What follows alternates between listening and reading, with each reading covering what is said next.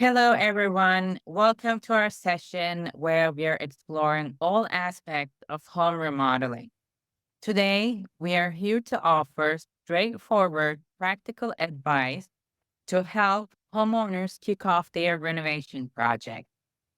Our goal is to answer those common questions you might have about updating your space, ensuring you have all the information needed to make good choices. Throughout our series, we'll cover a range of topics to help simplify the remodeling process, from picking the right design elements to understanding the basics of construction. We've got you covered. We want you to feel confident and ready as you transform your home into the dream space you have always wanted. Now, let's welcome our expert today, the lead designer at Fairfax Kitchen and Bath, Sena. Could you please introduce yourself? Thanks, Nora. Absolutely. My name is Sena. I've been with the company for 8 years now. We're a boutique kitchen and bathroom remodeling company that does everything from A to Z. We have a few locations here in Virginia. So we have Fairfax, Sterling. We're opening up Gainesville, and then we're moving into Bethesda Field as well. Perfect. Thank you very much. So let's kick things off with a question on many homeowners' mind. What's the best way to designing a kitchen? Designing a kitchen involves multiple factors. I would say you really need to balance functionality, aesthetics, and personal preferences.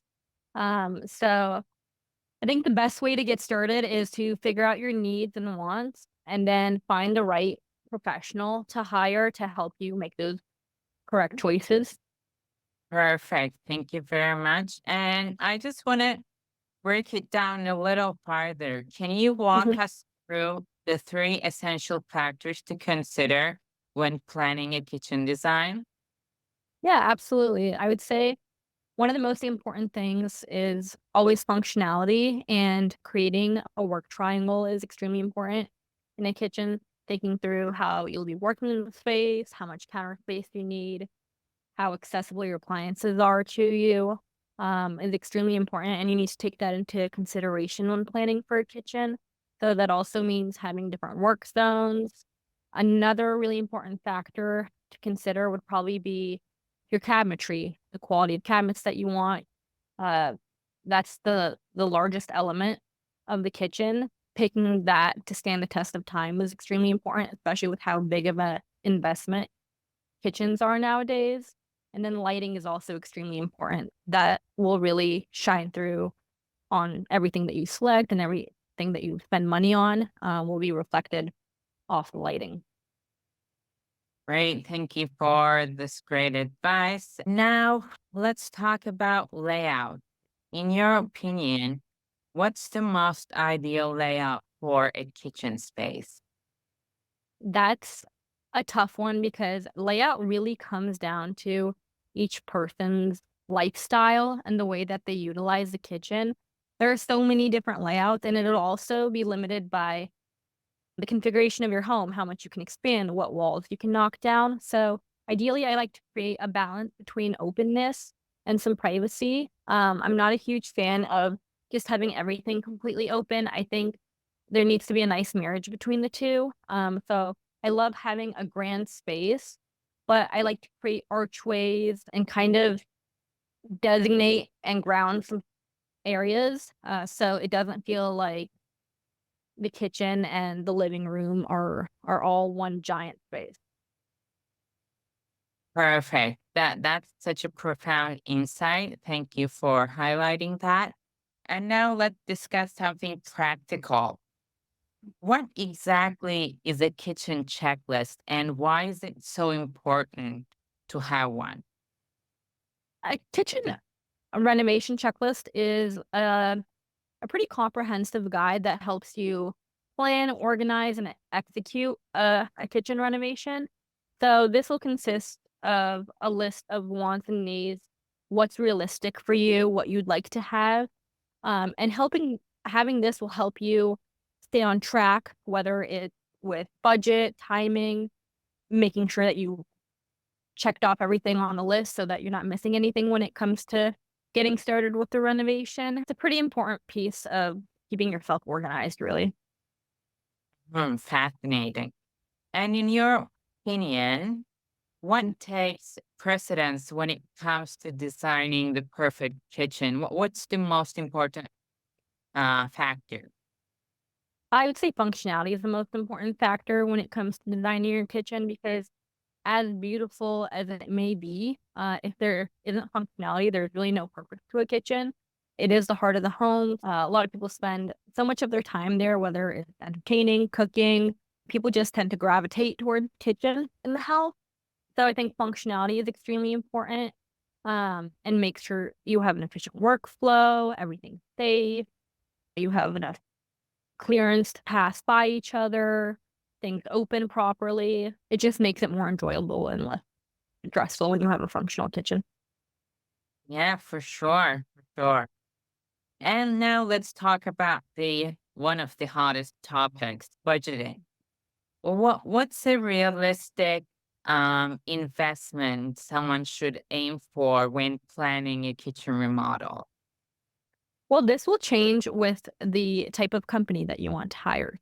There's such a large variation of pricing, which is why it's such a hard topic. Everybody kind of prices it because I do consider this line of work to be sort of like artwork where, it's all based off of the value that you think you'll be getting from it. So with budgeting, I think realistically, at this time, kitchens will start at about 40,000 before appliances. Plus, you have to consider appliances into the factor, so that could be anywhere from 5 to 30,000, depending on how high end you want to go. But a kitchen can range from 40 to $300,000 realistically. Yeah, that's a great reminder for all of us. Mm, All right, let's talk about organization strategies. mm. What is your go-to approach for keeping projects running without any hassle? So one of the most important things is having that checklist and making sure that we've gone through everything, explored all the options. And then one of the most important things for me is having everything ordered and ready before beginning the project. That'll really ensure that once the ball gets rolling, it doesn't stop. There's always some sort of delay when it comes to construction since there's so many moving elements. But if you have everything in hand, it'll make sure everything goes a lot smoother. Mm, yes, for sure. And now let's break things down. Let's talk about cabinets. It's a big part of any kitchen. And can you break down different construction types for our listener? Yeah, I would say the three major construction types for cabinetry is framed, frameless, and inset. And these are basically the way they're structured. A lot of cabinets have the same sort of base infrastructure with our company. They all have wood doors, they're soft closed, plywood ends, dovetail drawer box constructions. But there's different levels to this. So as you go up in price, typically the price will reflect the quality of construction as well. So although they all have similar features, you can get different qualities of that. So with framed cabinets, the door sits on top of the base frame of the cabinetry. Frameless cabinets are a little bit more European, a little bit of cleaner look because there is no front frame on them. And then inset is a little bit more traditional. I think it provides a really rich look because everything is so flush and clean, but it still has character to it. So that's why it can really play into the like traditional, transitional side of things. And with all the information you're providing, I think Mm, it could be very overwhelming to choose the perfect cabinetry. What mm. factors should homeowners consider when deciding, between framed, frameless, instead? What should they consider? They should consider their style and budget. So the most common form of cabinetry would be the framed, and that's where you'll be able to find it at lower price points too. But style also factors into this. So if you have a really particular aesthetic in mind where, it's super transitional or traditional and it reflects the inset style cabinetry, it might be worth spending a little bit more to achieve that look. But, framed isn't a bad option either. It's really durable because it does have that frame to hold on to. So there are pros and cons to all of them. It's just really about the aesthetic and then how much you want to spend on the cabinets. Hmm. Yes, great point. And now let's talk about style, shall we? What's trending Sure. right now when it comes to kitchen cabinets, countertops?